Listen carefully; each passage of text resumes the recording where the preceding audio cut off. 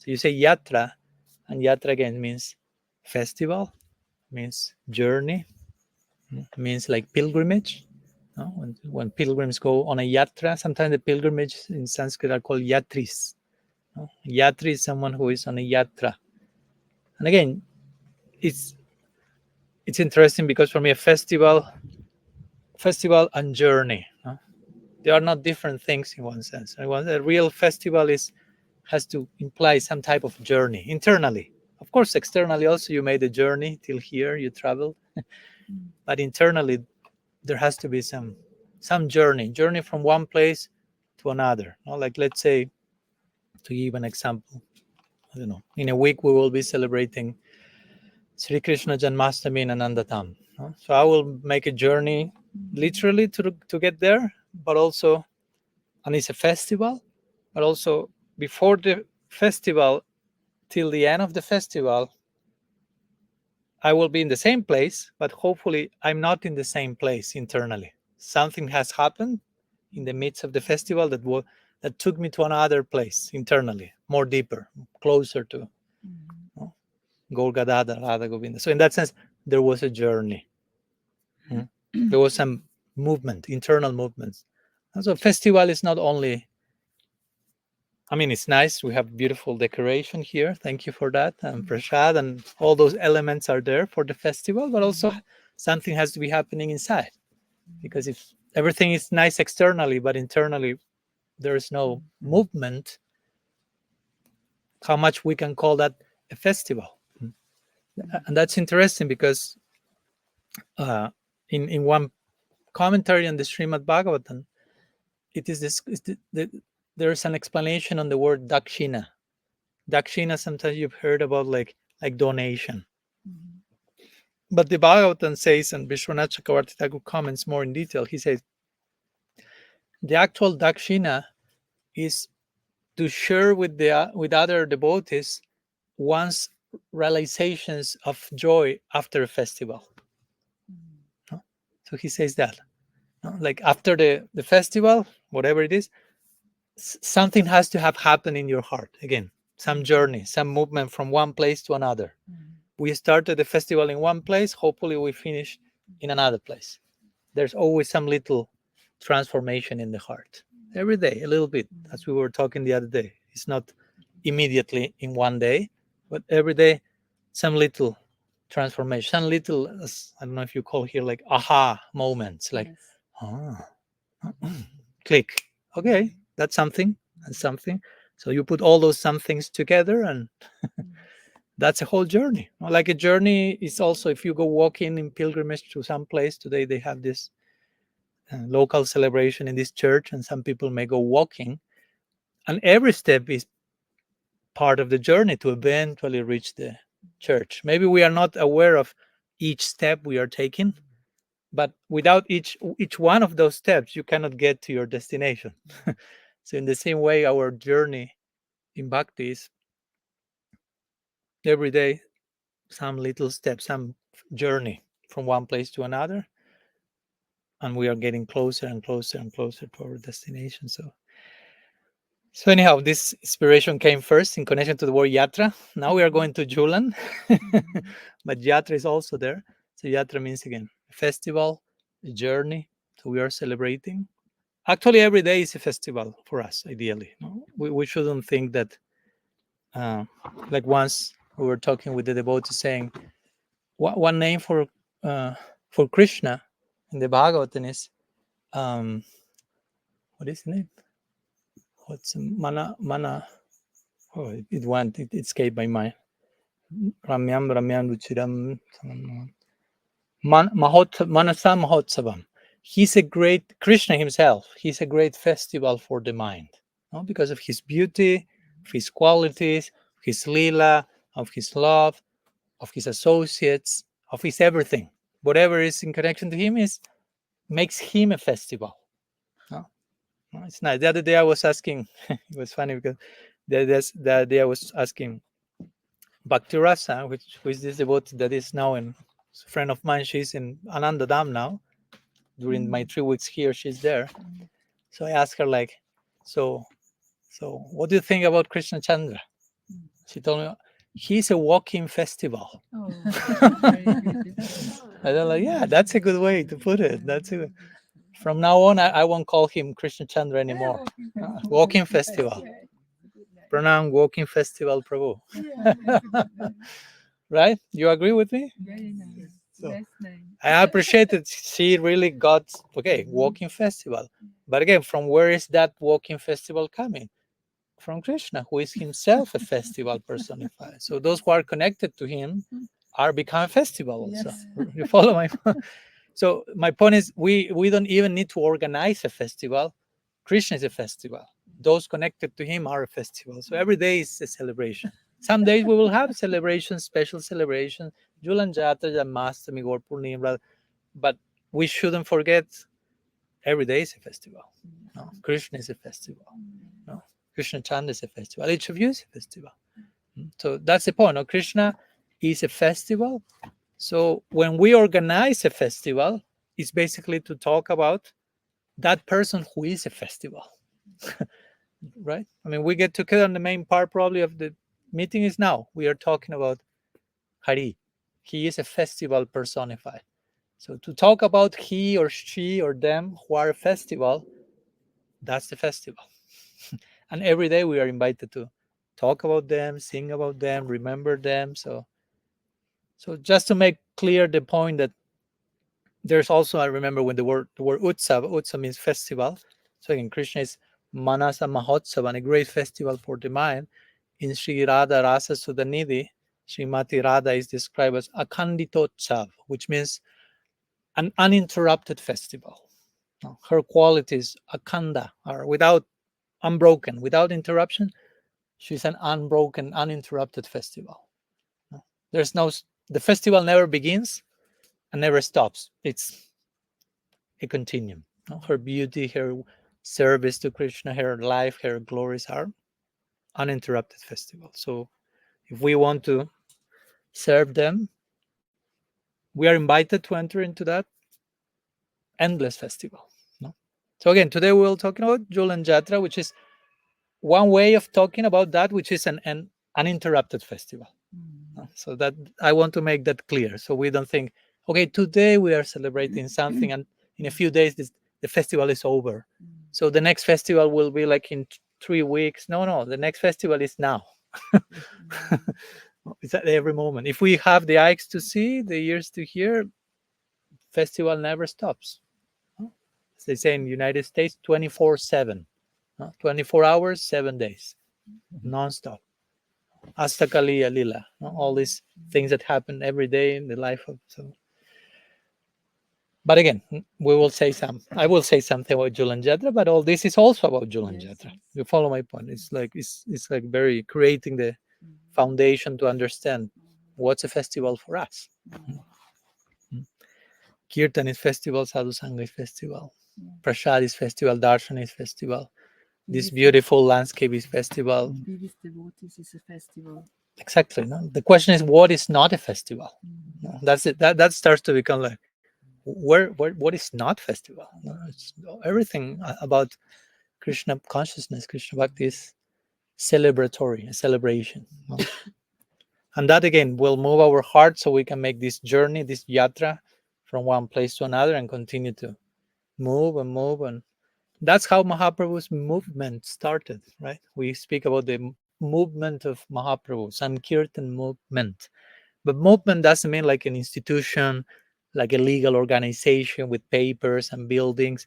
Movement means something has to be moving.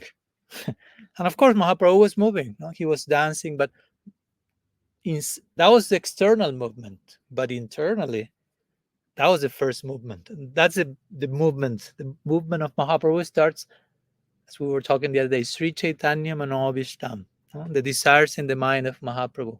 What is moving his heart? I pointed here, but it's here. Sorry. I mean, here in Mahaprabhu is the same. No, everything is. So, what is moving him internally? His inner experience makes him move externally and dance. And his external movement, whomever sees him dancing becomes captured and start to move accordingly. And that in time becomes what we now know the Gaudiya Sampradaya, the movement of Mahaprabhu. But it all began with something moving in the heart. So again, it always have to begin there. Some inner movement, some inner journey from one place to another.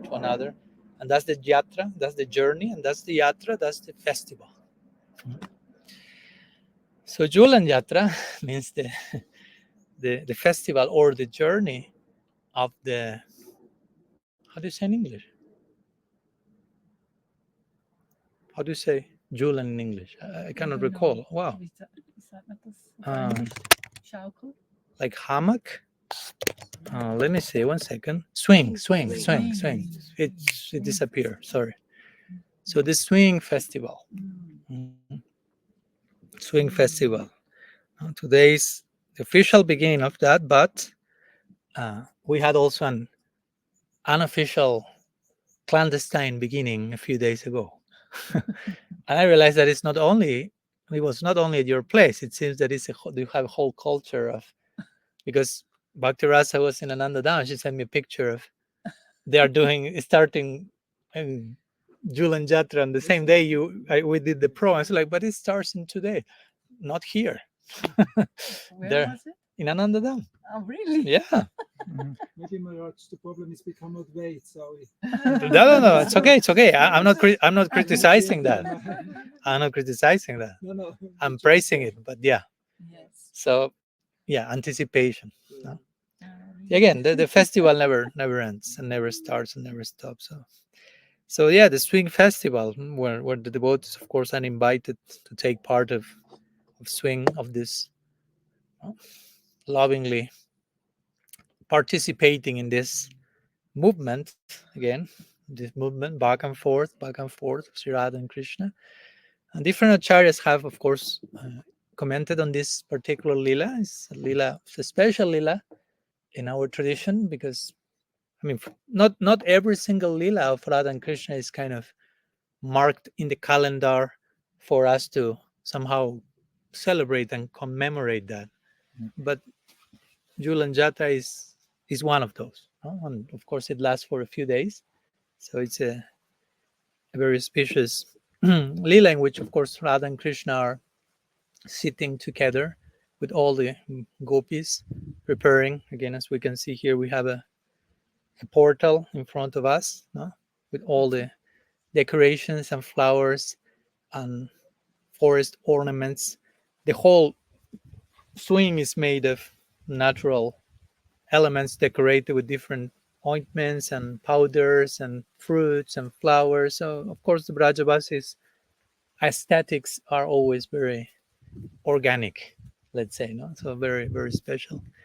So Radha and Krishna are sitting in this swing, and the Lalita Vishaka, they are singing. There are different songs also for Jhulana-yatra, and the gopis are, Vishaka especially, she's known for her singing. Other gopis are playing other instruments. Other gopis are pushing the swing. Krishna himself is pushing, especially it is described many times that sometimes Krishna starts to push the swing quite intensely. No? So because he has some plan in mind, of course, and the plan is that it becomes so fast that Sri Radha becomes afraid. No? So she will get closer to Krishna. She will embrace him, afraid of the speed of the swing. No? So Krishna is very crafty, they will say in the United States. I don't know if you understand that word. Very creative, no? In how to increase the loving interaction between both of them, and of course the very swinging dynamics, like back and forth, back and forth, back and forth, also speaks about like the dynamics of life, the rhythms of life. No, that the loving interaction of Radha and Krishna is embodied in that. No, like for example, Radha and Krishna on a daily basis they experience union and separation. That's kind of a swing. No? It's not just union. It's not just separation. I mean, if the swing will go only one direction, there's no swing. No, it's like it's more like these cable cards that you are like. And if you go only back, again, it's just like something is like Mm. so you need both, like a pendulum, no? Like you need this balance of going in one direction and the other one direction. So for example, in the lila, that takes the form of union and separation. Sri Radha and Krishna, as we talked the other day, there is suffering in love, there is suffering in the spiritual world, and in separation this happens, but this is it's a necessary suffering that increases the joy of union, because if you don't have separation, you don't have union. Mm. I mean, if I'm already with you always, I cannot talk about reunion because we are already there. So that lacks certain dynamics, certain taste, certain experiences. So Radha and Krishna want to taste the fullness of love in all its possibilities and perspectives. So that's why Yogamaya makes the arrangement for separation to occur every single day, many times per day. No? And again, sometimes separation will become very intense, but in the intensity of separation, one's love will increase. Mm. That's what that's what Krishna tells to the gopis in the famous Rasa Lila, the circular dance in the Bhagavatam, describing the Bhagavatam.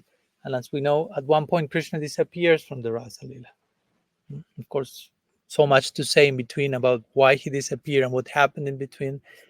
But fast forward the story, Krishna, at one point, the gopis reunite with Krishna after the Gopi Gita and so on. And they ask him basically, like, why you disappeared? No, I mean, we were dancing, singing, celebrating life. Again, life is a festival.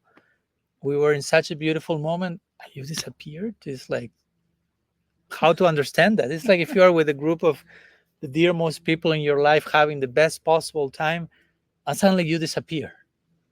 No? Suddenly Braj Madhuri disappears. No? Even without us noticing. It's like, where is Braj Madhuri?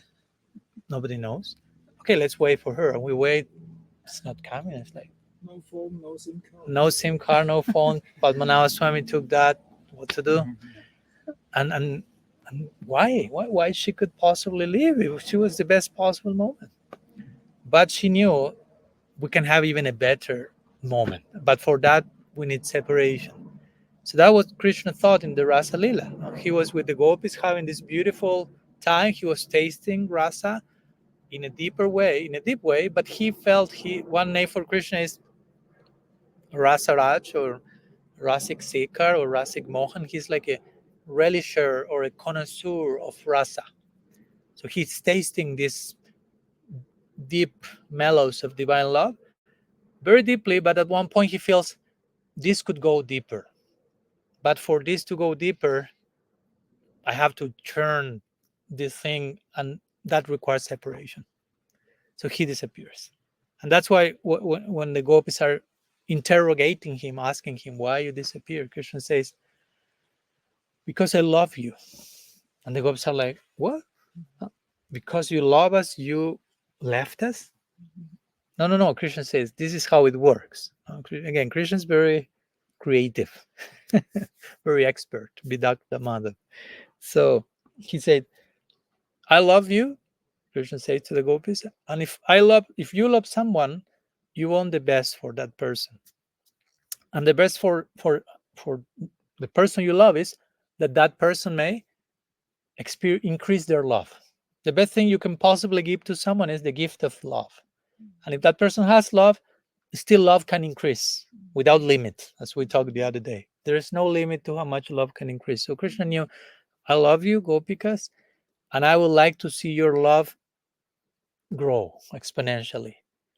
And I realized that the only way that your love could reach this new high peak is by me disappearing and you being plunged into an ocean of separation.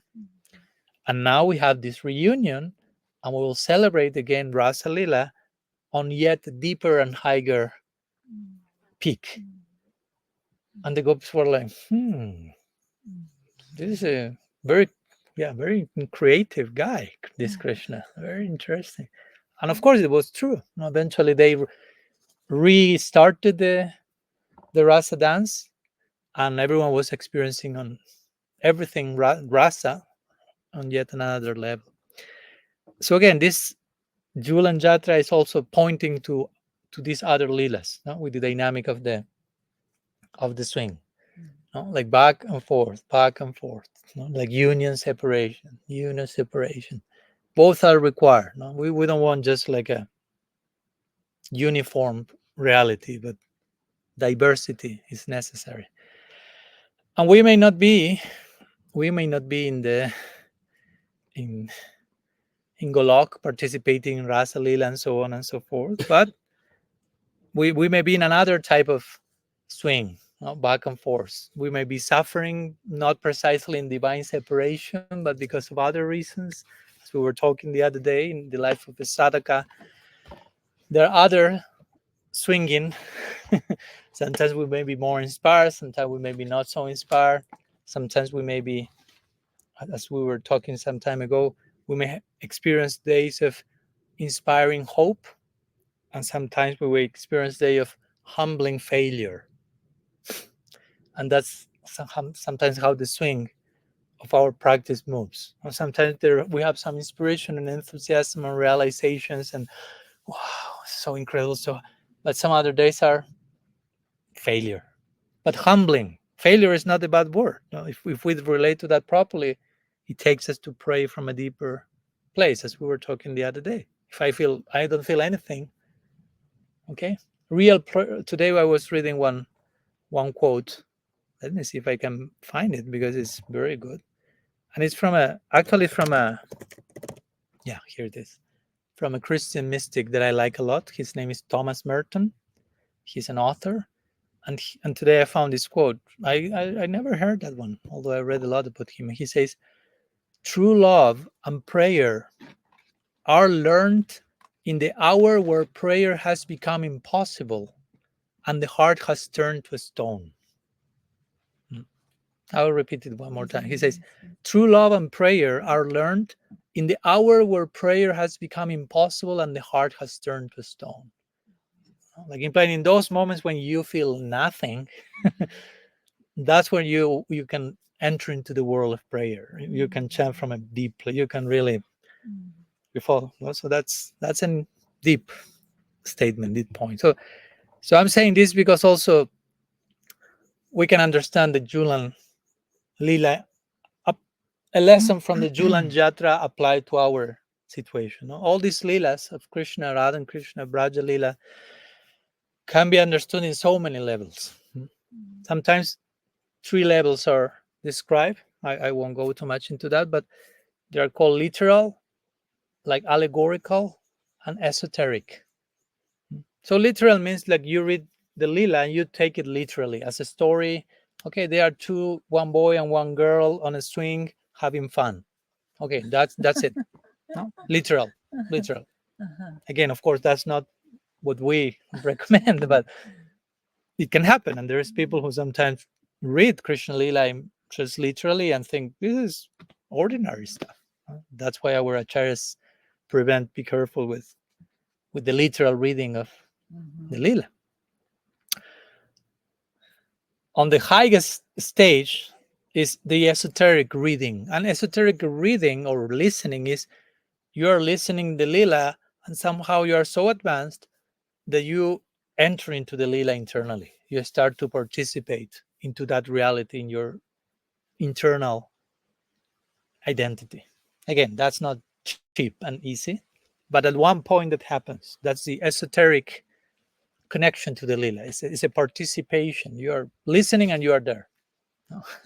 Now, in between these two, between the literal reading and the esoteric participation, is what we can call the allegorical connection with the lila. What do I mean by allegorical? I'm not saying that the lila is an allegory. Sorry, I'm saying that we may be listening to the lila, and we can draw from the lila different lessons that apply to the stage we are in. The lila has many more levels of meaning, but also it has a meaning that corresponds to my particular chapter on the journey, on the yatra. To give you an example from other lila, like Govardhan Lila. You know the Govardhan Lila, Krishna lifting Giriraj. So, of course, a beautiful lila and has so many lessons we can draw. But one of them is, as you know, when Krishna cancels the Indra puja, the worship of Indra, Indra goes mad, and he throws some Bartaka, all this rain and clouds, like it's like final devastation, and all the Brajavasis are like, Krishna, Indra wants to kill the Brajavasis. Imagine the psychology. He thought, I want to kill Krishna, so I will kill the Brajavasis because if they die, he dies. No, he understood. No, they are his life. So if I kill them, I kill him. So he pointed to the Brajavasis. Very, very particular psychology. So the Brajavasis, when they see all this devastation coming, they go to Krishna begging for shelter. Although they don't see Krishna as God, but somehow he was the one to blame because he canceled the Indra Puja. So somehow he was responsible for what was happening. So the Brajavasis naturally go to him like, this is connected to what you did, so please do something. Now, we know that not I and God always do wonderful things through you. Now, that's how the Brajavasis generally think. They never think you, Krishna, are God. They think God, Vishnu, Narayan, always do some wonderful things through you somehow, by the piety of your parents, maybe some good stuff you did in your previous life. No? Because we know that Garga Muni said that when you were born, that you are a special kid, so please do something. So so as we know, they how to say, they surrendered to Krishna looking for shelter, and Krishna was going to give shelter, by the form that this shelter took was absolutely unimaginable. So the Brajavasis asked for shelter, but they never told Krishna the shelter should look like this. You should do this, this, this, and give us shelter in this way. No, no, they say shelter, and the rest, whatever Krishna wants, we accept that. And Krishna did the last thing one would have imagined. He picked a whole mountain, like if it were like a mushroom, like tuk, tuk. The mushroom is not rooted. No, so it's like tuk. So he picked Govardhan like that with his less powerful hand, the left one, with the less powerful finger. He just make Govardhan an umbrella for a whole week. So the worst possible situation 1 minute ago, which was we're all about to die, in 1 second turned into the best possible situation. All the Brajavasis are having the uninterrupted darshan of Krishna for a week. That never happens in Vrindavan. Because in the daily life in Vrindavan, Krishna goes to the forest, returns, go to his house. But here, uninterrupted, non-stop, 1 week darshan. So the worst possible thing 1 minute ago, the best possible thing now. What happened in between the two? The Brajavasis surrendered to Krishna.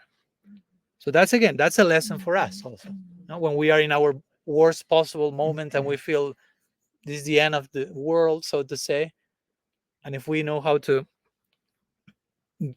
surrender in the proper way, the best possible thing can happen immediately. And again, the Brajavasis were not attached to Krishna giving them shelter in a certain way. Krishna gave shelter in a unique way, and everyone was amazed. Again, he's so creative. One could look at Krishna without problem. Even Radha and the gopis could look at Krishna directly, which they cannot do on a daily life in Vrindavan because that will raise suspicion in the Brajavasis. But now they could look at Krishna without blinking because why? Because everyone else was also looking at Krishna without blinking. So nobody was looking at the other ones. Everyone was absorbed in his darshan. So the gopis will like look at him directly without having to hide anything, without blinking. So this is a profound lesson, no? That Krishna is giving shelter in his own unique way. So when you pray for shelter, don't attach to your prayer, and the shelter should look like this and that. Give me mercy, Krishna, and this is what I mean by mercy. No, he knows what mercy you need. Because if not, it doesn't make any sense. If I pray to Krishna, Krishna, give me your mercy, and actually, this is the mercy that you should be giving to me. And Krishna will say, if you know so much, so well everything, why you are even praying to me? You can figure out what you need by yourself. So the point is, because sometimes we do that. The Krishna, give me mercy, give me shelter, give me grace. He replies, he sends mercy, grace, shelter, but we many times do not recognize that as Krishna's reply, because we already have our own idea how Krishna should reply. So Krishna replies as in the form we need, but that was unexpected. So instead of seeing Krishna's mercy there, we see something bad, and we start to pray to Krishna again. Krishna, please give me mercy to protect me from that. And Krishna will say, that was my mercy. That was my reply to your previous prayer. And you are running. As you follow my point? And Krishna is like, come on. So again, all these are lessons that we can draw from this single section of the Govardhan Lila. Directly, the Govardhan Lila is not saying that, but if you pay attention, that's a lesson we can extract. So I mean that by allegorical understanding of the Lila. You listen to the Lila, but you can draw different lessons and teachings that they're applicable to where I am. So I can make the Lila relatable to where I am. I can start to feel part of that. Oh, this is for me. Yeah, this is a message for me. I can start to be part of that, to participate. So in this way, I have shared a few thoughts also on the Jhulana-yatra, apart from the swinging itself and some details of what's going on when the swinging is happening, how we can, in our particular stages, derive some lessons in terms of the back and forth or the situations in life that sometimes may create, I don't know, some, as we were talking before, some pain or some lack of taste or some suffering. That's the swing moving in one direction, no? But it doesn't mean that the swing always remain there, no? Because sometimes that also happens. We may be suffering, and we sometimes feel like I will be forever trapped in this situation. And it's like, no, it's not like that. We'll go to the other direction and so on. But also we'll go back, and we need to, as Krishna says in the Gita, and this is a basic instruction, but not so basic. Matra sparsas to kauntiya shita ushna sukha dukha da gama painyanithyastam stitiksha bharata. Happiness and distress will come and go, no? Like the seasons, like winter, summer. Again, it's like it's a swing, no? Coming and going and coming and go.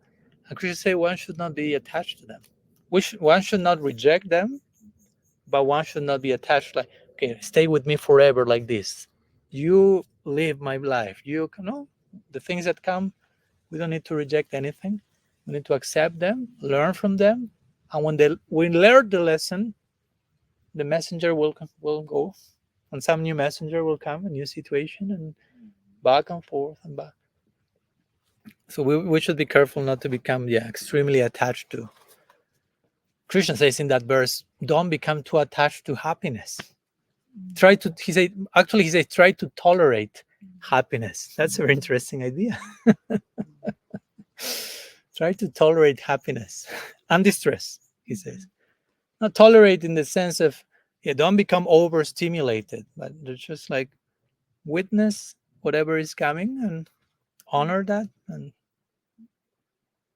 be more balanced. So anyhow, some thoughts. Of course, we can go in so many other directions talking about Jhulana-yatra, but this was what came today, talking about the festival, some of the lessons we can draw, and again, what do we mean by festival, by yatra? What's a movement? What's a festival? What's a celebration? I hope that helps. Sri Jhulana-yatra ki jai. Something else you may like to share, to ask, to...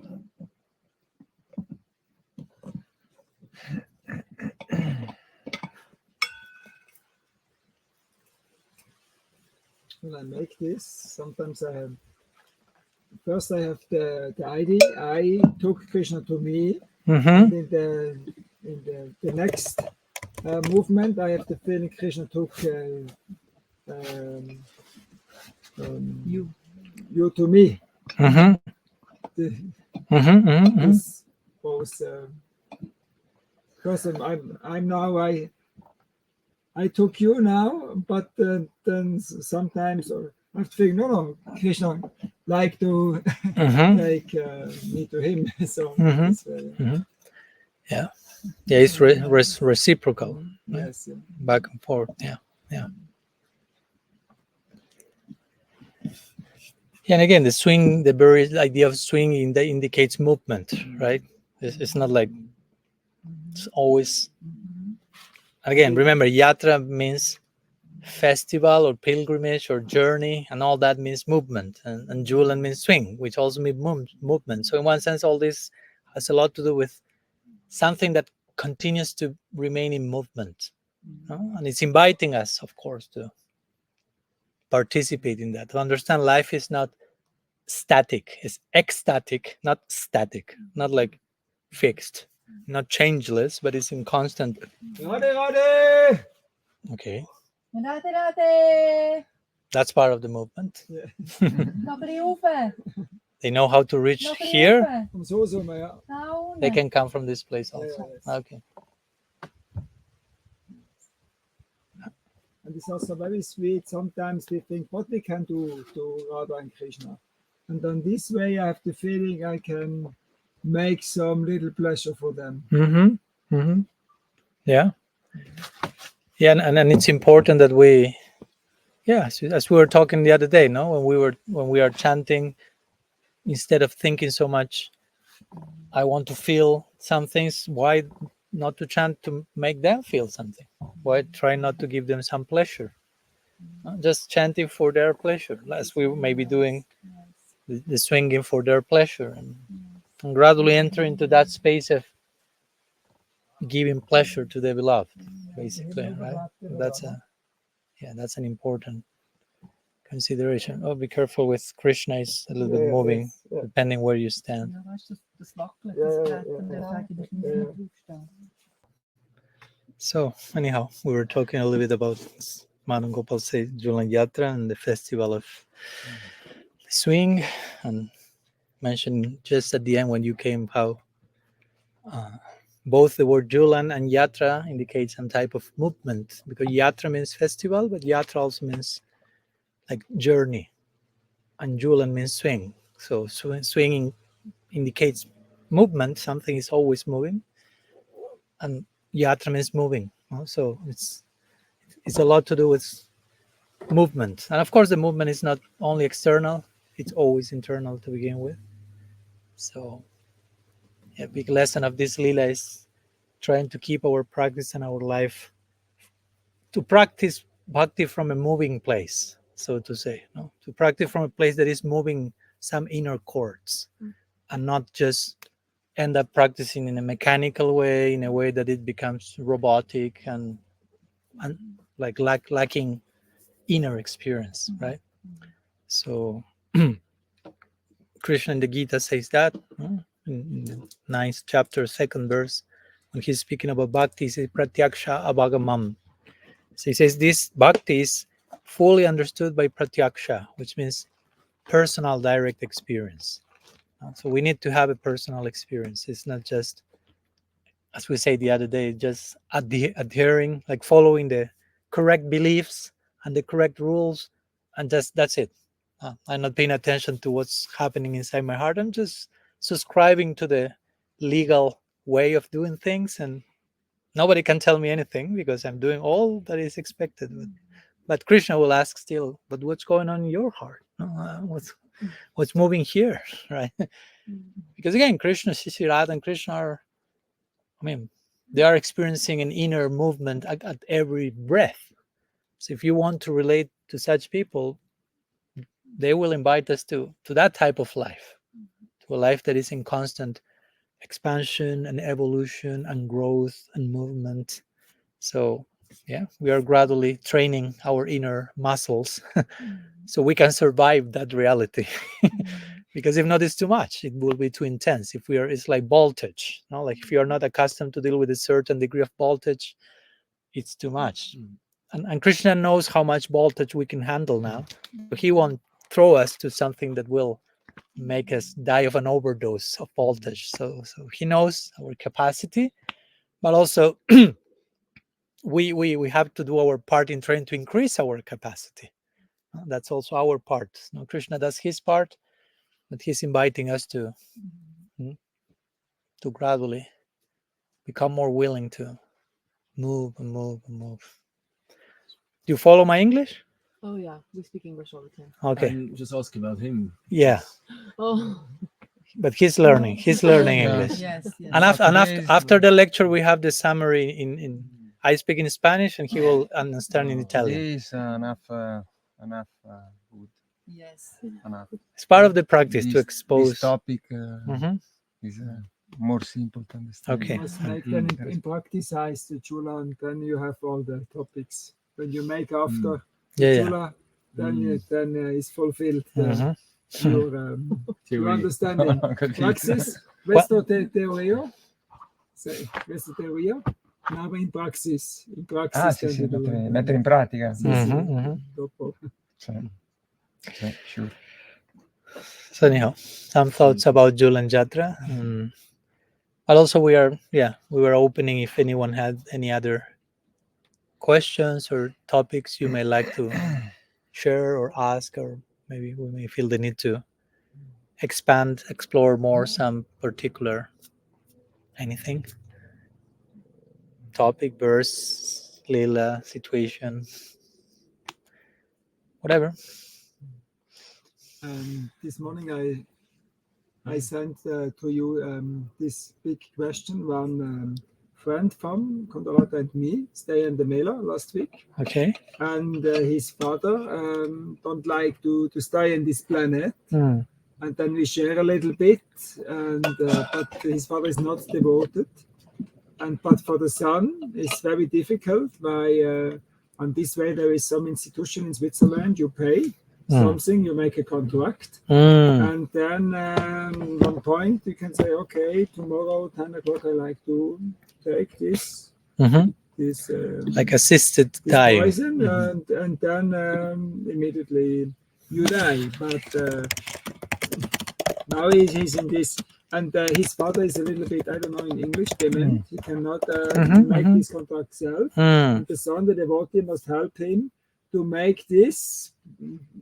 And this morning we speak a little bit what to do in such a situation. So, Yeah. I don't know, you have some advice or. Of course, it's complicated and it's delicate. It's not something that one can just give a reply easily. And every situation is very specific, very punctual. No, and even in general, the situation is complex and delicate. But every particular case is who knows the background, who knows why the person feels like that. So my point is, I don't like to give advice like, okay, tell your friend this and this and this, and it's like I don't know your friend, I don't know the father, so of course I can say something, but it's all from a very general place, because maybe guidance more for how he should make the decision. You know, since you don't feel that you can give such a directive, maybe more advice for a friend, how he can tune in for what the proper. Maybe I think just of course. I plan to say something, but still I don't know your friend. And I can, of course, I trust that if I try to say something with the best intention, something good may come, something real of help. But at the same time, I want to give that like disclaimer, as they say, because I mean, it can be delicate. Oh, Mara say that, so you have to do this. I'm not saying you will say that, but and sometimes that has happened. That's my point. No? Beforehand, like, please, don't take this as medical. Like some cautionary note. Of course, to begin with, regarding suicide, and I'm talking in general, but of course, I've connected with people who are, and maybe some of the ones present here, I won't invite for a public confession, but some of the present may have felt at one point, I want to stop living, I want to kill myself for whatever reason, and I'm not judging. If someone felt that, we are not here to judge that and say you are better, you are worse because you feel that. I mean, but one point that I always like to make when some suicidal tendencies there, or someone is thinking about that or speaking about that, is again, sometimes that one may help the person, sometimes it may not be that possible. Hopefully it's possible, but for sure when someone feels I want to die, what actually, I mean, if someone feels I want to die, something needs to die, but not you. That's the point. You are just missing, you are confusing what needs to die. So something needs to die in the way you are thinking or feeling, something inside of you in certain filters. Something needs to die, not you. But of course, sometimes we don't have that clear, and we conclude I want to die. And probably, yeah, I want to die because life is unbearable in the way I relate to life. And that needs to die. The way you relate to life, the particular perspective. And again, I'm talking in general, but that's a principle. Again, if one is in a healthy, basic perspective, one won't feel I want to die. I want to stop everything. So there's something that needs to die for sure. And we are just missing the mark, so to say, and thinking, I need to die. So I think it's important to know that, especially if one is trying to help the person, and someone comes, imagine a friend comes, say, I want to kill myself. And you know, no, actually you don't want to kill yourself. You think you want to kill yourself, but you need, something needs to die. But what's that thing, and how much I can help the other person to see that? Again, it's not necessarily, it will be in our control, and we will do the magic, so to say. We will try our best. But yeah, first I would like to make that point. No, if someone says or feels I want to die, even, I'm just saying in case we happen to feel that at some point. If you never felt that, you never know. It may come some catastrophe, some tragedy, or some, you never know. We never know.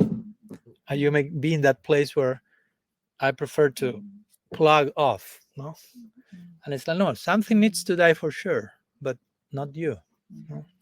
You ultimately, you cannot die to begin with, as a principle. So killing yourself doesn't solve the problem, as we know. No? So to solve the actual problem, let's analyze together what actually needs to die. And I think that will be a good way to present it and try to accompany that person.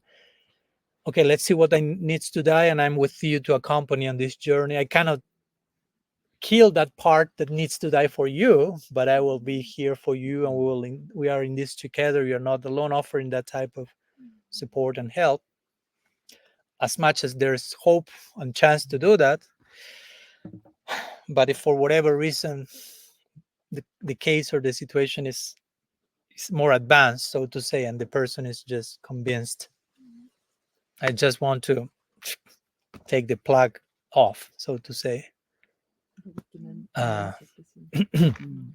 whether it's an assisted dying or any other situation, of course it's complex. Of course it's complex, because especially in a situation like you say, the person cannot decide for himself, but at the same time, in one sense, decided in terms of expressing his desire for that.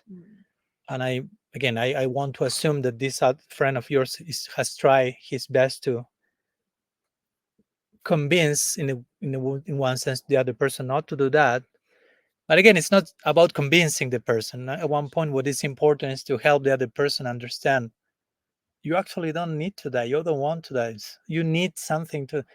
I may emphasize this again, because I don't know how much, in this case, your friend has explored that possibility of something needs to die. What needs to die? Something unresolved. Sometimes it's some childhood trauma. It has not been yet healed and redeemed, and it's being carried for decades, and something happened and triggered that unresolved thing, and it's too much at one point.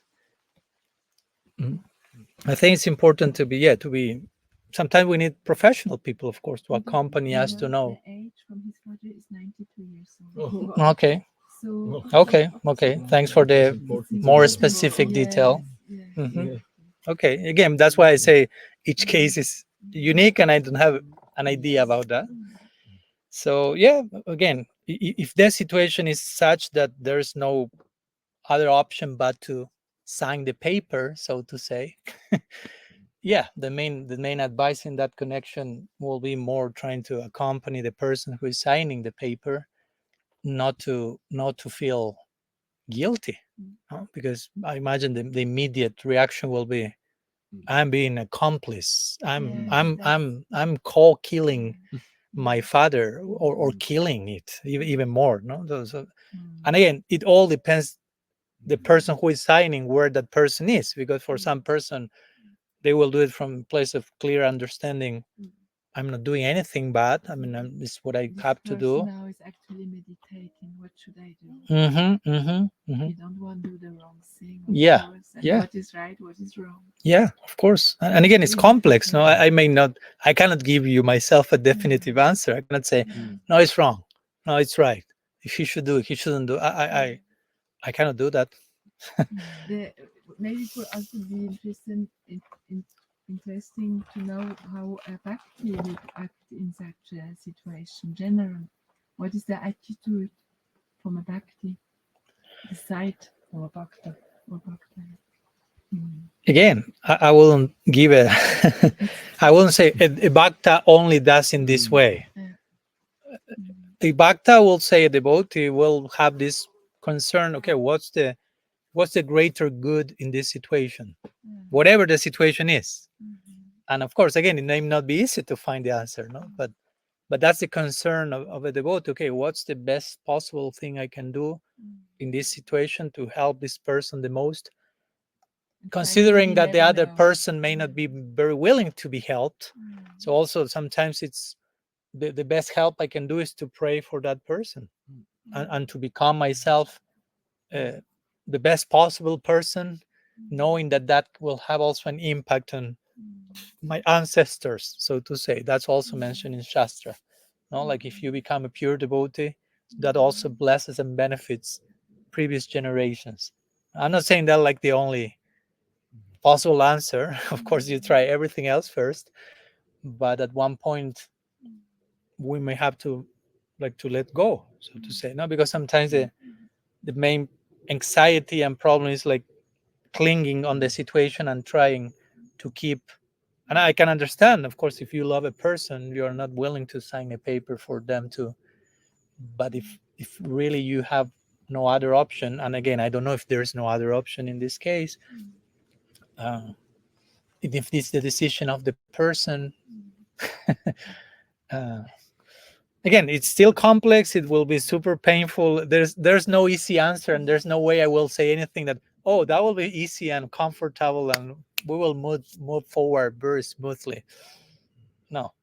And for some reason one is put into that situation also. Again, I don't know this person who has to sign, so to say, but I will also encourage that person to try to identify what do I need to learn in this particular situation. Why this situation is coming.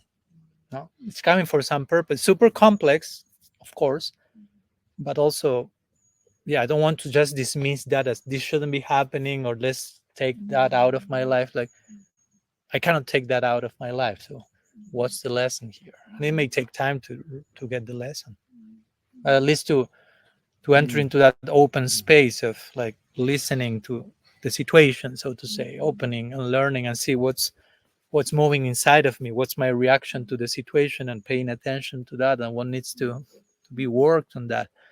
In one sense, of course, it's about the elder that wants to die, but in one sense it's about what gets triggered in me by that situation, and me taking responsibility and awareness for that. That's as much as I can say, again, from a very removed place, no, because it's very delicate. No? Yeah. Yeah, it's important, yeah, to at least to have something to say, to offer, because also we don't want just to like, okay, good luck, no, or like, no. Those are delicate moments in life where people is, yeah, looking for a way of doing things properly, but also they're open to listen, and yeah, lots of transformation can happen in those most difficult moments. I mean, if you pay attention, the bigger transformations and epiphanies happening the happen in the most complicated moments of your life, many times. Not always, but many times. If you pay attention to our traditions, Bhagavad Gita, Arjuna is not in his comfort zone at the beginning of the Bhagavad Gita. It's such complicated. I'm not saying it's the same thing, but it's kind of like similar. I have all my beloved on the other side of the he collapses. He collapses, goes to the floor, starts the greatest warrior on earth, crying like a baby on the ground, like not knowing what to do, in complete crisis. That's the beginning of the Bhagavad Gita. That's the first chapter, as we were talking the other day, right? Vishada Yoga is the name of the chapter. The yoga of despair. Welcome to life. Of the Bhagavatam, how the Bhagavatam starts. No? You have 7 days to live, Parikshit Maharaj. That's basically this scenario. No? Parikshit Maharaj cursed, 1 week to live. That puts you in a very unique situation. Imagine if we receive those news, which will be good news because we get the information. Nobody knows when, but if someone tells you have 1 week to live, I assume that automatically transforms all your list of priorities and things in life and plans and things you wanted. Just 1 week. What's the essential thing here? That's how the Bhagavatam starts. No? Like in that complex scenario.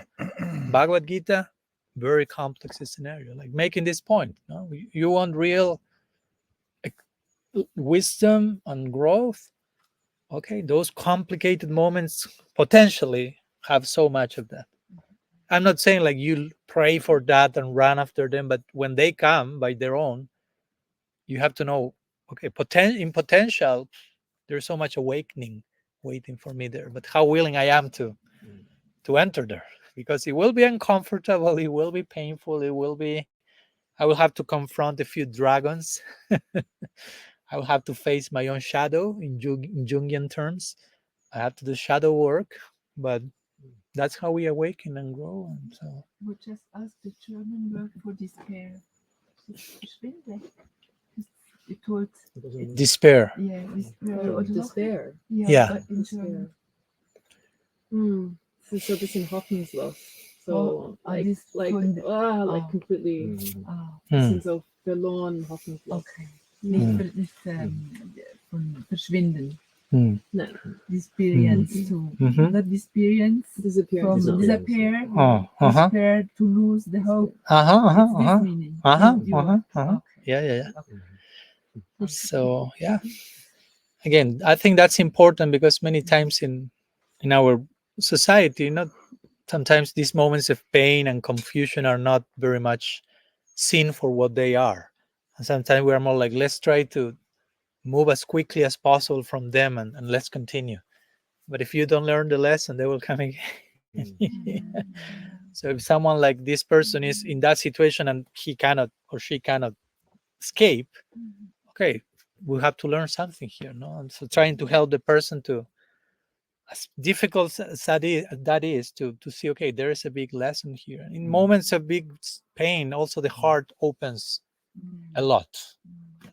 One of my Christian mentors, Richard Rohr, he will say, there are two things that open our heart mostly: great love and great pain.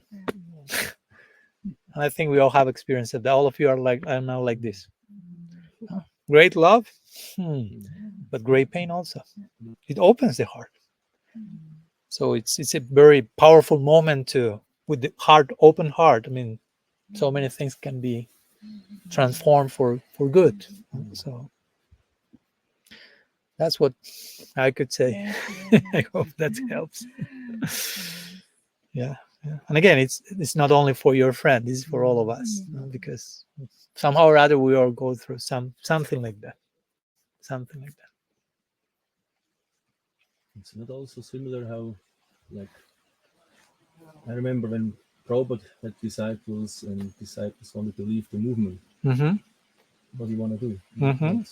You remember maybe some stories about that, or about your guru when his disciples want to leave, and what do you want to do? What he will do? It's like, it's also not easy, no?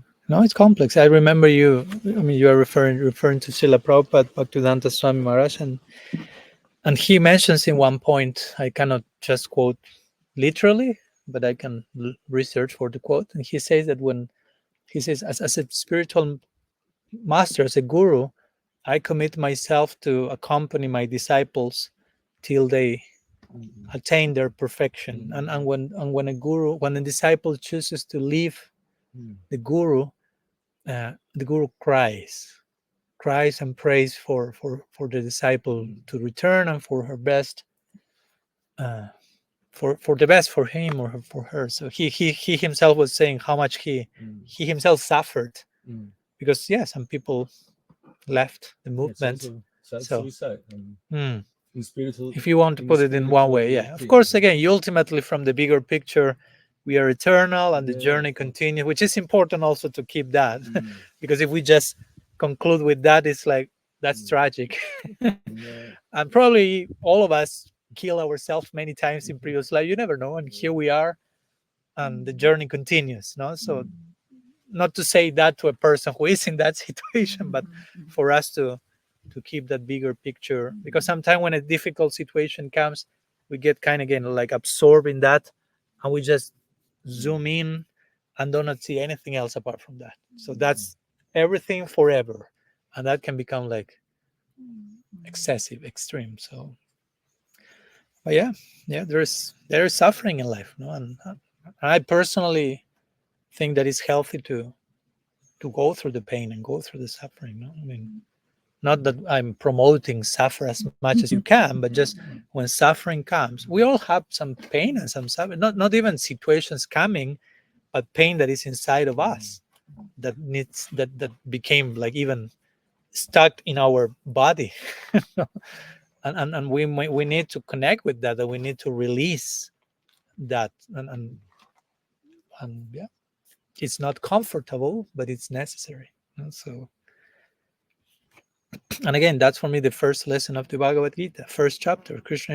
Arjuna is suffering a lot, and he's going through that. He's not repressing his emotions and like remaining like, I'm a kshatriya on my bow, on my gandiva. No, he's falling on the ground, crying and sobbing, and so he's allowing those things to come. He's allowing himself to feel the pain, the suffering, not being carried away by that forever, but just to not repressing that either. Now, Krishna says to Arjuna in the Gita, what do you gain by repression? Nothing. That's chapter 3. Nobody gains anything by repression. So it seems like they can only move when, like, they'll just stay stuck. But if you have enough trust, and then the outer circumstances are arranged by Krishna, that the things that come out, that they're going to move, they're going to change and transform, and be burned away, basically. But you have to go through them. Yeah. It's the medicine. Yeah. And that's our part in the journey. Again, it's not that Krishna will do everything. No, that doesn't make sense. Like, Krishna, you do everything. I do nothing. It's like, that's not love. Love is a voluntary decision, and the two parts are doing something. So, as you say, Krishna is doing as much as he can, and that's a lot. And he's asking us to do our part, which by comparison is little, but we feel it as a lot, which is okay, but we have to do it. Sometimes I give the example, like, if you're walking and you fall into a hole on the ground, you didn't saw the whole 10-meter, so you fall there, you break your legs, your arms, you can't go out, it's too long. The only thing you can do is what? Waiting. Something else. Pray, Shouting, help, help. Right? That's the only thing you can do. But only you can do that. Nobody else can do that. You have to do that. Grande fede, great faith. Great faith. Gritar. So you can do that. So someone will hear and will come. Oh, so the person will say one. So the person will go bring the rope. We'll do all the main thing. You're just waiting there now. But you have to cry. You have to shout first. No, help. The other person brings the rope, throws the rope, and now another part you have to do. Take the rope. The other person is taking the other part and doing the main job, but you have to take the rope in order to be taken out of the. Okay, you take the rope. Again, that's not the main part, but only you can do it, and the other person is taking you out. And maybe while you are being taken out, it's like, oh, this rope is hurting my fingers. I will throw it. No, no, no, no. There will. It's okay. You are being saved. Oh, but there are some bees coming, and they're like, no problem. You are being saved. So if you're allowed to be taken out, if you accept your part, yeah, when the person takes you out of the hole, you will not tell that person who saved you, did you see how nicely I took the rope? No, you will say, thank you, you saved my life. No, you saved my life. No. But I had to do my part also. No? And as you mentioned, that part is being willing to accept Krishna's arrangement. No, one idea that comes to my mind that I think is an example that recently talking with a Jewish rabbi came, which is very interesting. We were given this example of the GPS. I think you mentioned the other day. Oh, the GPS you have in the car, and whenever you go to the wrong direction, GPS will say recalculating. So that's kind of Krishna's, the part that Krishna can play in our lives. He's trying to make the best possible arrangement in our life, and we choose to go in the other direction. and he will say recalculating, and he will start to make the best possible arrangement to the new situation, and we turn on the opposite direction again. So Krishna is always trying to create the best possible scenario according to our worst possible choice. And he keeps doing that. He keeps doing that. With the suffering, no? In general, with the suffering, recalculate. In general. Whatever is required. No? Chance, wieder unserem Schlechtesten wieder das Beste zu machen. Immer wieder. But what you said, okay, and it's good to learn from a situation, to watch the situation, say, this is the learning point. And often I see, this is happening, and this, I had the same situation or similar, and I don't know what to learn about it. What's the point? What I'm learning from? And it comes again. Sometimes I really don't know. Maybe there are different things I have to learn. Oh, yeah. And then I talk to people, and I think, I'm boring them because it's the same topic, and I do not understand what to do then. I pray, I talk to people, and okay, maybe I have to do again the same way, until I realize what is the learning point of it. And maybe there is no learning point. Maybe I have to accept. I don't know what to do. I mean, that's important also. I mean, to accept I don't know what to do is important, but that doesn't mean that there's no learning. It just means I don't know. I cannot. There's always some lesson, not to become like obsessed. Okay, what's the lesson now? What's the lesson now? What's the lesson? But we should know that by principle, Krishna is always trying to talk to us. Let's put it that way. No? Rather than Krishna always trying to. Krishna, as we were saying the other day, you see him there. He's always playing the flute. It's not that at one point it's like, I'm tired of playing the flute. I'm tired of calling you. I'm tired of approaching you. No, he remains always trying to approach, call us, talk to us. Sometimes we may hear that more clearly. Sometimes, as you say, I don't know what's the lesson. I don't know what Krishna wants from me. I don't know. And it's okay. I mean, it's okay to accept that. Again, don't feel guilty by not knowing. No? There are so many things we don't know. I mean, there's more, the things we don't know are more than the things we know, right? So we should be humbled by that. No, like, I don't know, but also I want to please Krishna, and I want to relate to him, and that some things I know. No? I know that Radha and Krishna are very loving and very merciful. They love me unconditionally. No? Now we were talking the other day about that. God's unconditional love is the only certainty. Certainty. Everything else may be uncertain, but that certainty is always there. That will never fail. No, the grace of Bhagavan is always there. That's for certain.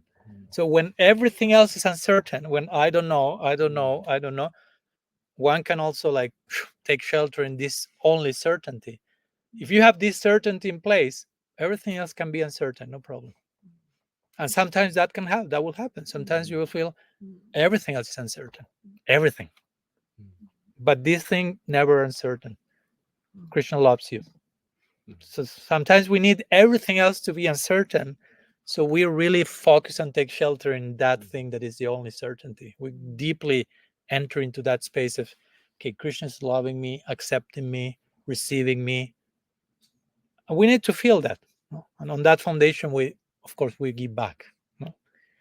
Because sometimes we forget that Krishna loves us so often.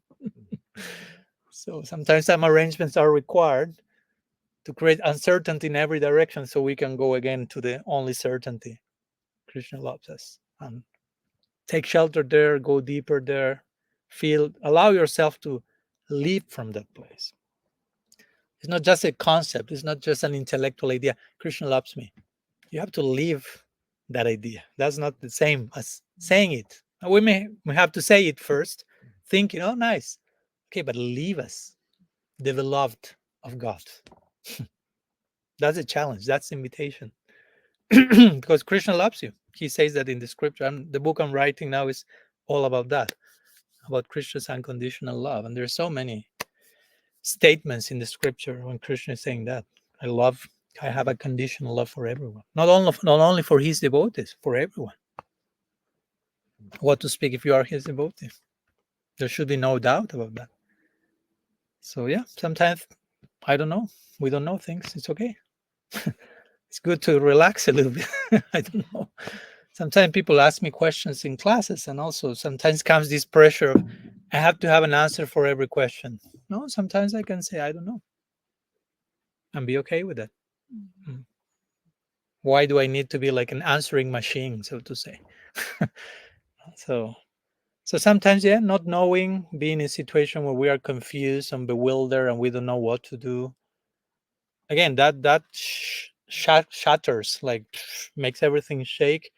So we can, when everything else is uncertain, we can take shelter in what is certain.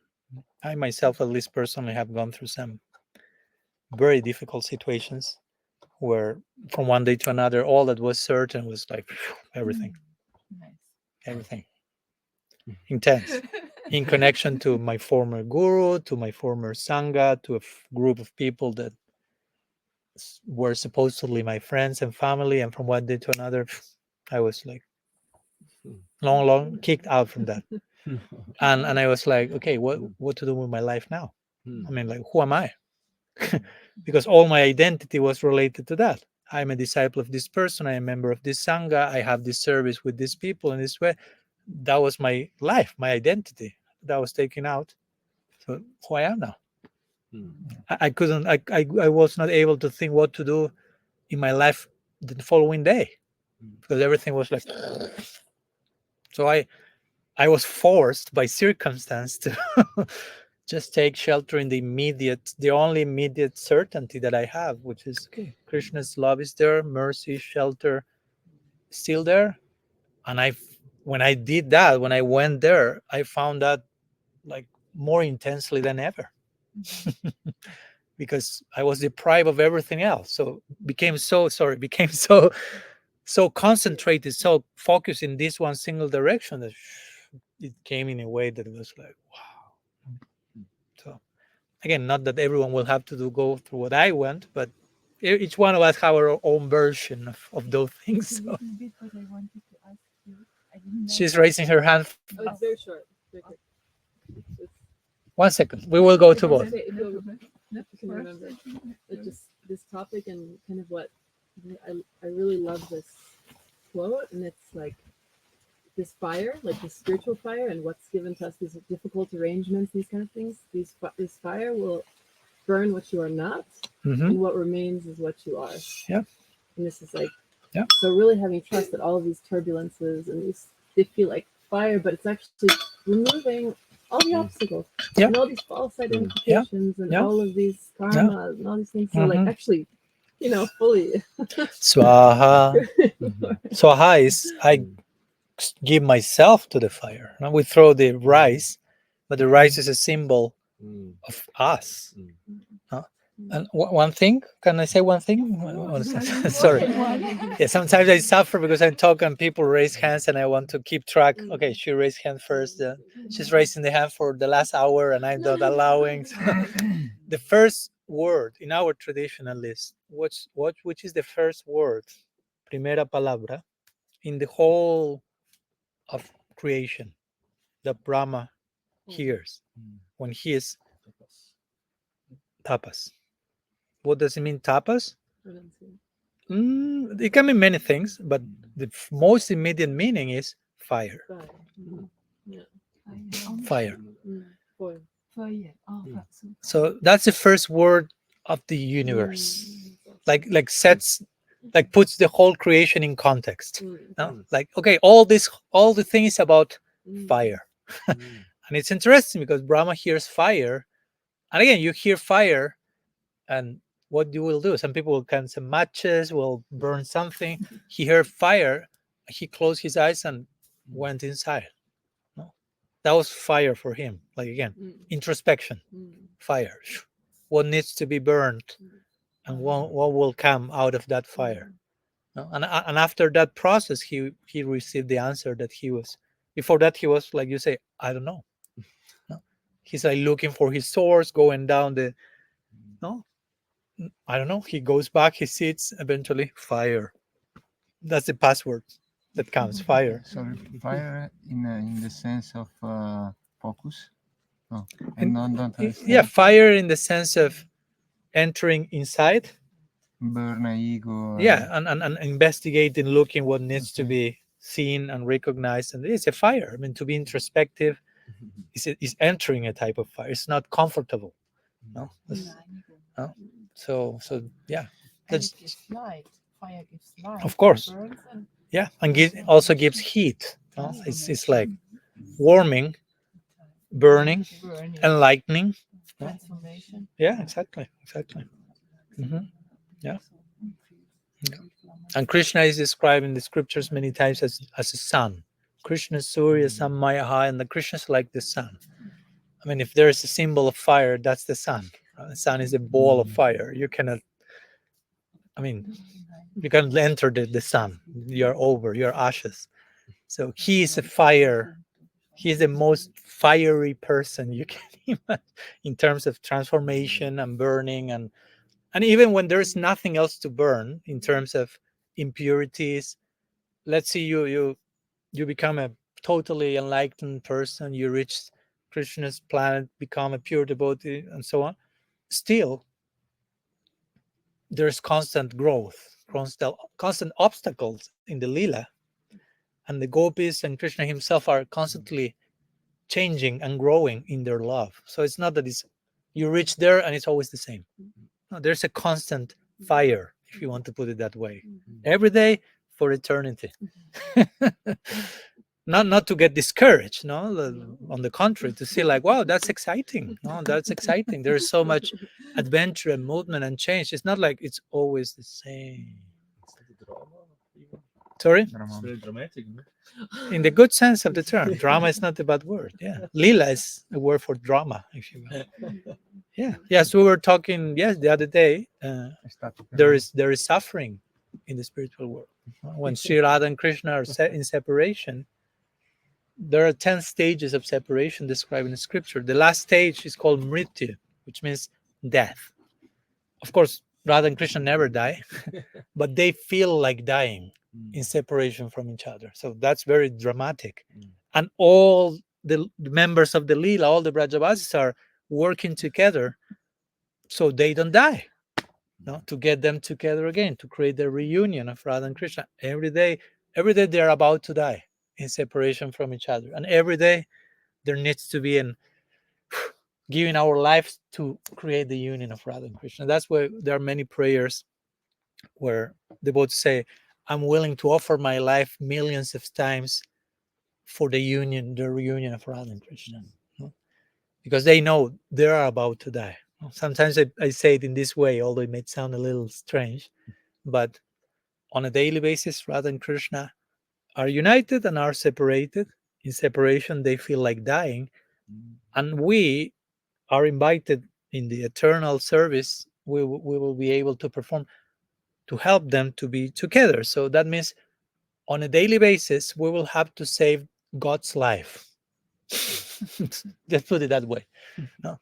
Your service in eternity is to save the life of God every single day for eternity. And of course, we say, who am I? I'm nobody. But that's the arrangement of Yoga Maya. No? And they never relax. And I think, and the mantra is nobody is relaxing. And why do we need to relax? I mean, they are not stressed as we are stressed here. No, like we talked the other day, we have to be very careful not to project our own ideas about relaxation, stress, suffering.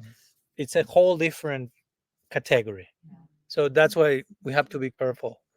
Because again, if not, we will compare that and feel, oh my gosh, this is too much. I don't want to go there. This is too much. They don't relax. They don't sleep nicely. They're all day running and doing they're about to die every day. It's too much. Oh no. I'll go to Brahman. I'll go to Vaikuntha, some other more quiet corner. So we need to take time to understand the difference between that and how all those things have nothing to do with how we feel here: stress, anxiety, suffering. I know some who wants to do seva the whole day and the whole night. Humans. Okay, as long as it's coming from a healthy place, that's okay. But sometimes it's not coming from a healthy place. That's why I'm saying it. Sometimes we need to relax. Krishna says in the Gita, yoga, what's the verse? Chapter 6, Yukta Hara Vihara Sya Yukta, etc. He says, one should be, balanced in one's eating, in one's sleeping, in one's activities during the waking day, in one's recreation. One should be balanced. Of course, what's balanced recreation for one person is not the same for the other, but he says you have to do all the things in a way that is sustainable. We don't want just to burn out after a few months. And I've seen that a lot. I can tell you. The devotees who the first weeks are like racing stars, like, wow, it seems like Avatar. They came from somewhere. And after 2 months, 1 year, like, where are they? Disappeared, burnout. So we don't want this. We want to practice bhakti for eternity. So we have to do it in a way that is sustainable in the long term, middle term, short term. We have no rush. In one sense, there is no rush. As we were talking the other day, there's no rush that I have to get there as soon as possible. As we say the other day, we are. Why you're laughing? What's going? There's some. We were just at a picnic. We were just at a table, and we were just saying exactly like this concept of Great. Slow. Of course, no, I'm not saying laziness and complacency, but not the other extreme of like a type of anxiety that I guess like a competitive game. Like I have to reach certain place in certain time. It's not a marathon or a race. I mean, as we said the other day, we are already practicing bhakti, and the goal of bhakti is bhakti. So we want to practice bhakti forever, and we are already doing that. So we are already doing what we want to do forever. So where do you want to go? Why you are so much in a rush to go where? There's nowhere to go. You already arrived to the place you want to be in eternity, doing bhakti.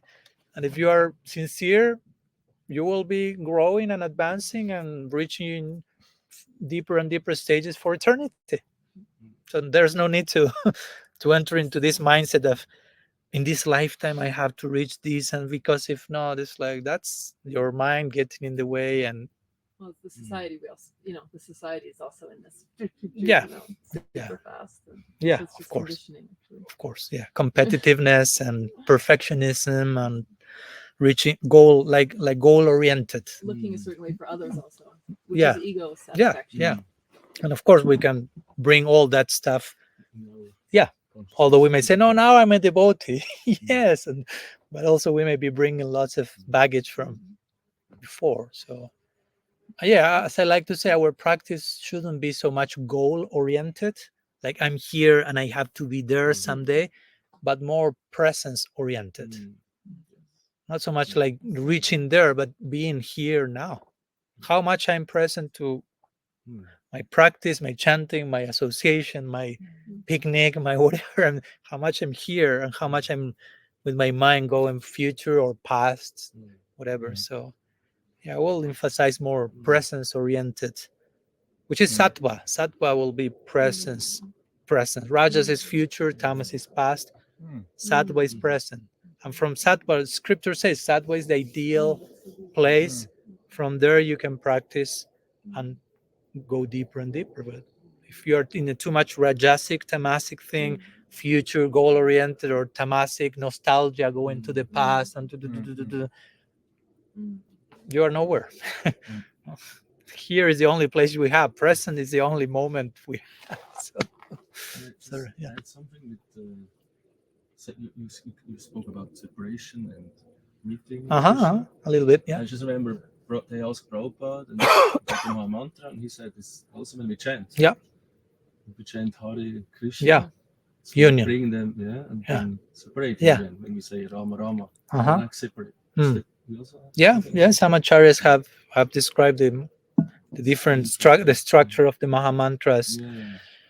This depicting this union and separation dynamics, no? Like, for example, Hare Krishna means Radha, Hare is Radha. Of course, each word can be interpreted in different ways according to one's affinity. But in general, Hare Krishna will mean Radha Krishna. Hare Krishna means Radha and Krishna are together. Radha and Krishna, Radha and Krishna. Then comes Krishna Krishna, which means they're in separation, and Radha is calling Krishna Krishna. And Krishna is calling her Hare Hare, Radha Radha. Then get together again, Hare Ram, which means Radha and Raman. And then Rama Rama. Radha is calling Raman, Hare Hare, Radha. And again goes back and goes back. So again, there's no beginning and no end. So it's constant union and separation. The same, no? What we were talking before. Yeah. So these dynamics are necessary. No? This is part of life. It's part of the structure of life. You raised your hand, Kundalata, an hour ago. Sorry. No, there's no time. Everything is very beautiful. I don't really know how I will ask you, because it was just when you asked. I would like to hear from you, how is the most beautiful way to show the divine the divine couple our plan? A little bit according to your experience, which you took in your life as a 18 years old man. You took already the decision to serve them. 19 years old. 19 years Yeah. Okay, sorry. No, it's okay. Just to 1 year later. I don't want to exaggerate more. Early. And now you just shared with us that you also had very much difficult situation in your life who forced you to really look very deep. What is my way? Did I choose the right goal? Maybe at 19 years, now you have to take a new decision, really new, because everything what was clear for you left. So I understood. I'm a little bit in the same situation. I'm very free now for new things. So it's very interesting, maybe for all of us, to know how can we show to the divine. We heard about Prem, and in the case when you really can choose, what is now my, I have this possibility to take a choice, and we know we want to. It's all about Prem. So, like I feel and I understand you, my feeling is that you are not attached anymore to anything. You're much free in your life. I wouldn't say to anything, but there is freedom, as you mentioned. My feeling. Very freedom with to be alone here and with a group of people and to move to other people's, and you are just ready to share what you have all in your treasure heart, keep the whole life. So yes, we also know that they like that we chant their holy name. So is it about when we hear all this, we like to do what they like? So how really to find, did you find your own answer?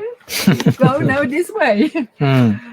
And maybe after second questions, what would you, maybe you don't recommend something, but maybe your answer will give me an answer for myself. Okay. Yeah.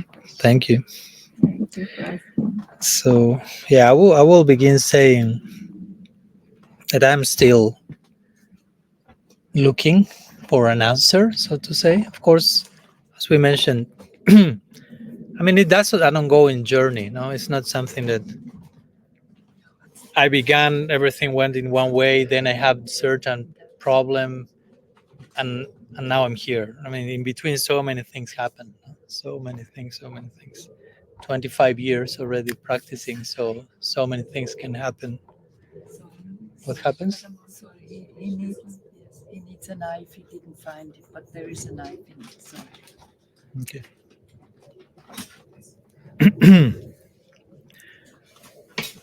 So yeah, I would say it's a continual process, at least for me.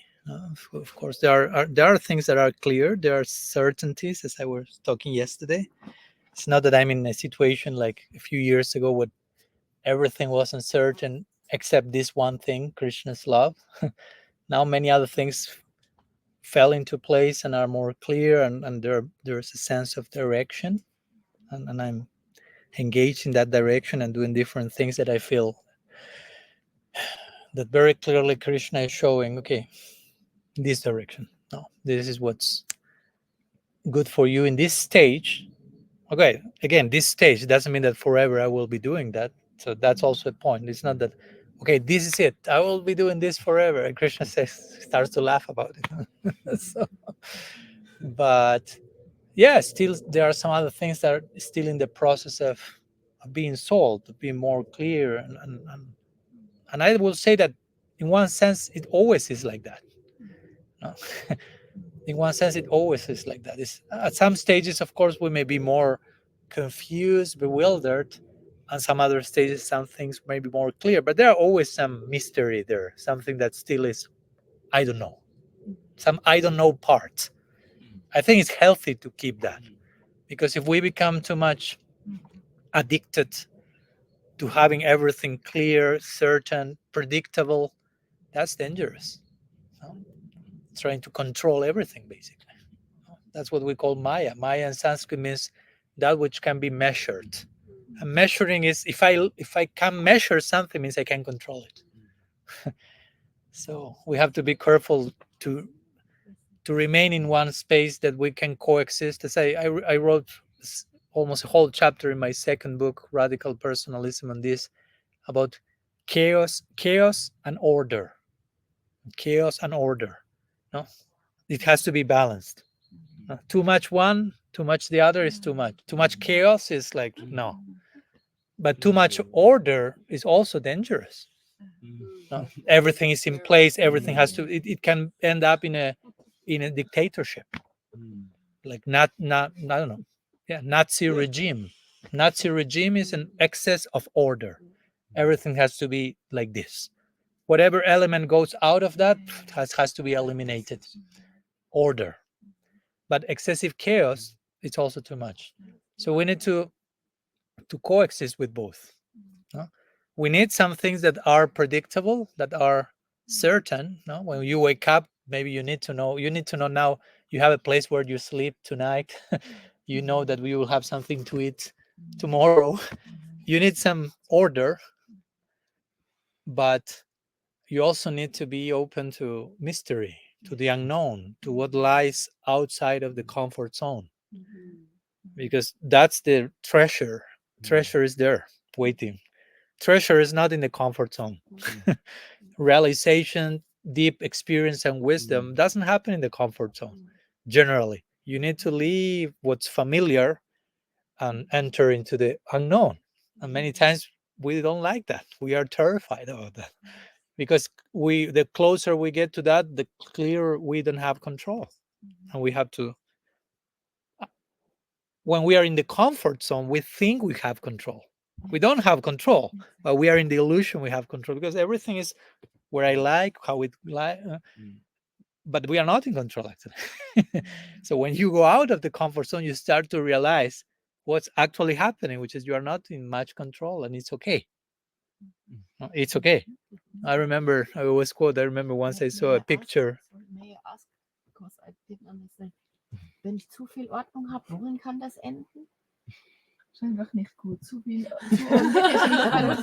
und Chaos ist nicht gut. Beides ist Ja, aber er hat beides im gesagt, wenn ich Balance. zu viel Ordnung habe, dann endet das in Kontrolle. Zu viel Kontrolle. Zu viel Kontrolle. Und du bist ja nicht die Kontrollierende. irgendwas anderes. Ja, okay. You have to read my book and you will understand. Yes, what I didn't understand is when I have too much order, Yes. what is the end of this result? What's the result of that? Yeah, because you said, but I didn't understand this word. Yeah, it starts to become like suffocating, Das because ist suffocating. Nicht atmen. Huh? Nicht atmen. Nicht atmen können. Stark. because everything has to be in a certain way, and when something breaks that cycle, the whole world falls for you. Okay, thank you. No? So Sorry. yeah. And I always remember one picture of one I think it was a monk sitting on a rock, surrounded by a lake, like meditating, and there was this phrase saying, "Relax, everything is out of control." Because many times we think, relax, everything is under control. That will never happen, and you will never relax. So, I always think about Kunti when you talk. Since the beginning you talk, I Mm. just think about Kunti all the time, because she's embracing and even praying for problems. All the yeah, time. yeah. Which, of course, you have to understand that also, not to imitate and No, become. it's not possible. But how do I like to read that particular verse? Bipada Santutasas, what was she's praying to Bhagavan? She's saying, yeah, for problems. And if we study her life, she already had so many problems. It's not that she never had problems; she had a lot. And you say now she's asking for more. She seems like masochist. But actually, what she's asking is, Krishna, send me situations that keep me. This is my contemporary translation. Krishna, send me situations that keep me outside of my comfort zone. No, don't allow me to become addicted to the comfort zone. Put me in situations where I'm out of the comfort zone. And she said, Bhavato darshanam jatsyad apunar bhava darshanam. When I'm in that situation, I can see you more clearly. That's what she says in the verse. No, you send me this situation, because by sending me these problems, I have darshan of you. Like I see you in these situations. No, that's, again, we may not be able to imitate that, but it's a very interesting idea. No, she's saying, I seen you in my life situations, no? As complex as that may be, and and this reminds me of one Christian friend. She says, that's a nice way of putting it. She says, God comes to you disguised as your life. Translation in German, please. Dios viene a ti disfrazado, un disfraz. Dios viene a ti mascarado, disfrazado de tu vida. Okay. Your life situations are God coming to you. So it's basically the same thing that Conti is saying, no? Can you say again? God comes to you disguised as your life. Disguised. Like, so like your life situation, whatever happens to you, that's Krishna coming to you. So it's I think it's a good way to say, whatever comes, whatever is happening, It's Krishna. It's Krishna trying to relate to us, trying to say us something, trying to communicate. I just wanted to also say, like, I find sometimes One second. if things are also sometimes peaceful, we shouldn't Yeah. create Yeah. Of course. Yeah. Thanks for the Also clarification. not enjoy, but if the situation Yeah, is good, yeah. you can still actually grow so much spiritually. Yeah. Also calm and peaceful times. It doesn't always have to Yeah, be like yeah, crazy, exactly. burning and like Yeah. you know. No, there's yeah, also- totally. Yeah, that's why I say outside of the comfort zone, we have mostly of our insights, but it doesn't mean that, okay, now we are having a nice time, so nothing good may come because there's no catastrophe here. No, I wish this tree falls on me so we can learn something. It's like, no, it's okay. No enjoyment, right? Yeah, It's no. not healthy. Yeah, that's good point, because sometimes I've seen that some devotees go too much to that place, whether it is pain or suffering, or sometimes the privation of enjoyment. You cannot enjoy, you cannot relax, you cannot recreate. All that is maya, all that is attachment, all that is bad, and it builds so much like tension. No, in a few months or years, that person will explode. Well, like, literally in some way or another. And again, where is that person now? I've seen so many people who were very strict, but that strictness was more repression and denial, and in time is impossible to sustain. Because again, bhakti is not about renunciation. Bhakti is not about rejection. Bhakti is about seeing Krishna everywhere and accepting everything in connection to Krishna. Enjoyment, Swiss Alps, whatever, suffering, also everything. Not only suffering, but also not only relax, everything. Because Krishna is everywhere. So whether we are having a nice time, okay, that's Krishna communicating with us. We are going through a tragedy, Krishna is trying to tell me something. He's always there. We are not there sometimes. He's always there. I sometimes I joke with the devotees, making a play of words. I say Krishna is omnipresent. Yeah, omnipresent means present always, everywhere, at all times. So Krishna is omnipresent, but many times we don't perceive his presence. We don't perceive the presence of someone who is always present. So he's omnipresent. We don't perceive his presence. That means we are omni-absent. No, he's present everywhere. We're omni-absent, omni-distracted. It's our free will because we don't want. Exactly. So the choice is, okay, he's present, but how present I am to his presence. It's about, again, as I say before, not goal-oriented, but presence-oriented. But exactly this could be also make What's this? what you are. It's this knowledge about Krishna is omnipresent.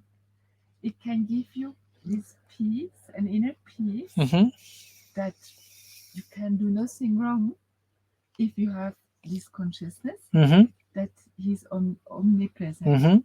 So, but even you have taken a choice. Yes. That now you know this, you could go on the beach and have a nice life because he's omnipresent everywhere, right? And you don't do this. You take a choice to share with us all what you know about him. I go to the beach sometimes, no problem. So I don't know you. Yeah, sometimes I am invited. Yeah, I will say again, that's I'm now here sharing with you. This is kind of being in the beach in one sense. Now this is like even in one sense greater than that. And I won't cover my eyes because this is too beautiful. I cannot enjoy that. It's a way. The other day I was talking with one devotee. She told me, "Oh, Maharaj, you are writing your book here, but it's not all this beauty too tempting or distracting us?" And I felt, no, to be honest, it's on the contrary. It's like inspiring, and it makes me nature. I mean, invokes the presence of God immediately, so it's nourishing. Yeah. I mean, some people may get tempted or distracted. I don't know. Everything can happen. But yeah. What is tempted? Temptation. zeitweilig, oder? Temptation. Tentación. Ah, Tentation. Like, kann ich auch erklären, weil ich weiß das Wort noch nicht so. Etwas, das dich. Ja. Initiiert. You have the translator there. Okay. Like you're not, Ja. du sollst es nicht essen, aber es sieht so gut aus. Ja, und ja, es ja, wirft ja. deinen Namen Ja, fast, ja, weißt du, ja. sowas. Also because it's difficult to percepire nature separation to God. It's difficult, no? It's difficult. Versuchung, Verführung. Ja, Verführung, hè? Versuchung. I Ja. always remember Prabhupada, like he was so practical in these things, like you talk. I always hear Prabhupada how you talk, like very authentic, straight, practical. And the point also that what was the word? Yeah, to be connected always. Yeah. Always conscious about him. Yeah. Very simple. I had another point, but Yeah, it's okay. It will come. It will come. Yeah. Last year I was. Very simple, actually. Yeah. Spiritual life. Yeah. We are the complicated ones. Yeah. Krishna says in the Gita, Susukam Kartum, Bhakti can be performed very easily, very happily, very simply, Exactly, yeah. but we have the complicated mind. So we are now trying to uncomplicate ourselves to become more simple. Oh yeah, So- about tapasya. Mhm. Some disciples asked Prabhupada, Mm. we talk about tapasya and this and that. And he said, like, no, this world is already so much tapasya, enjoy life. Even Prabhupada was enjoying a lot Yeah. in this life. He liked to eat prasada. Yeah. He was not into Yeah. tapasya only. No. Happiness and fun. Like tapasya, Rupa Goswami say, if you emphasize too much tapasya as austerity and depriving yourself, that can make your heart like a rock. And Rupa Goswami is saying that. And the purpose of bhakti is to melt the heart, not to make it even harder than how it is now. So it's not about rejecting. Last year, I met with Radhanath Swami in the United States, and we have a 4-hour conversation.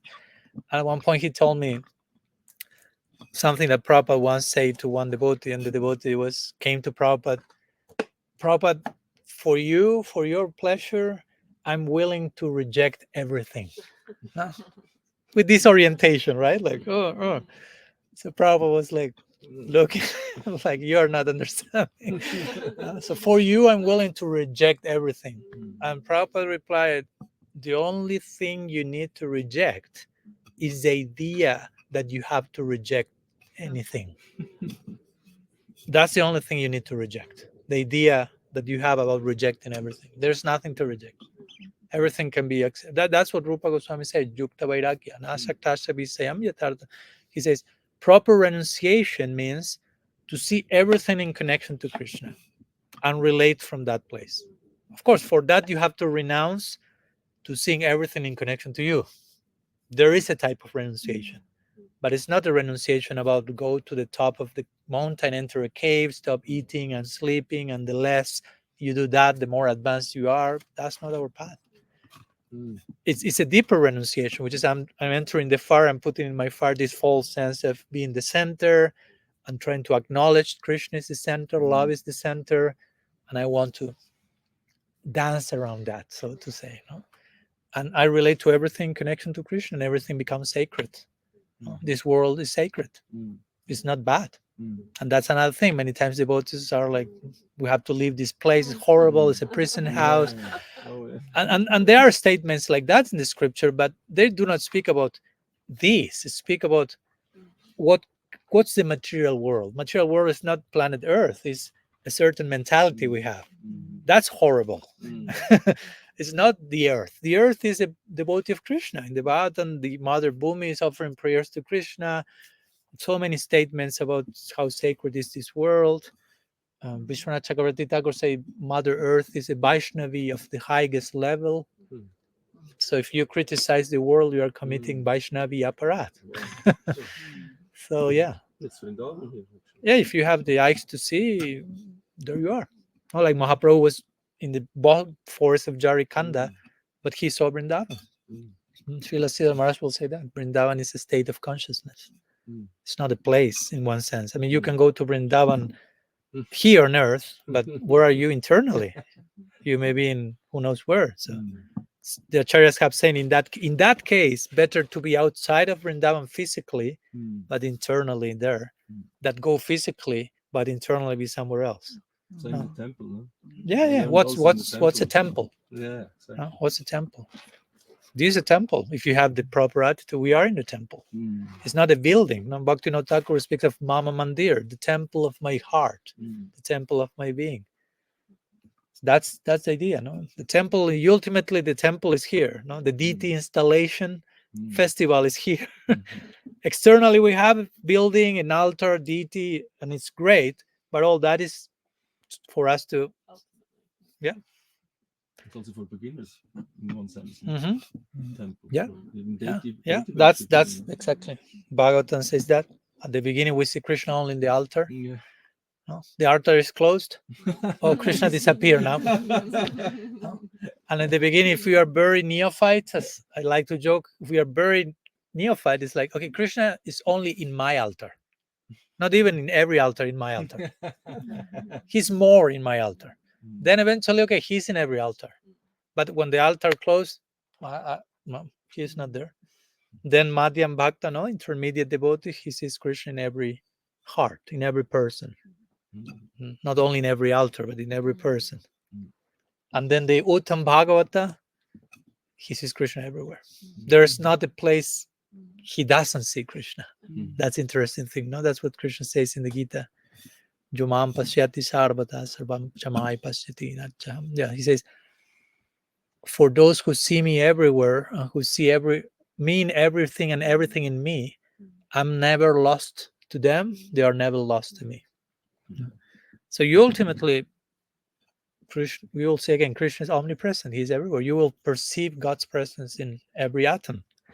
Brahma Samhita says that Krishna is in every atom. Of course, you cannot think about that. Your head will explode. But every atom is an embassy of God, so to say. So, yeah, that's a whole different way to relate to. But that's bhakti. Another, just a quick little metaphor is like a fish in the water that says it's thirsty. It doesn't even realize that it's in water. It's like, yeah, everywhere. Yeah, we have a great capacity to be distracted. No? So we are, everything is there, but we are looking somewhere else. Something like that. No? We are sitting on top of the treasure and looking for the treasure. You are sitting on top of that. You have to excavate a little bit. Anyhow, some thoughts to share today. I don't want to overextend. I hope something of what I say makes sense to your question. We ended up going in many directions, and it's okay. That's how I like also. Maybe I would just add a question too, because she remembered me, my friend Dayanai and Visvaseshwari. He was talking exactly also about during the hour we took some prasadam. We was talking. Yes, if you see